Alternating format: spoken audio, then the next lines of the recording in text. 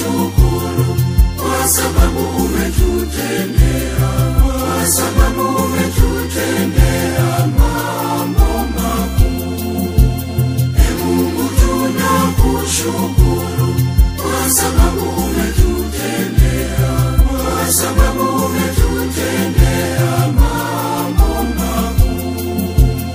Umetuvusha milima na mabonde, wewe umetupigania. Sio kwa juhudi zetu sisi tumefika hapa tulipo, bali ni kwa neema zako Bwana.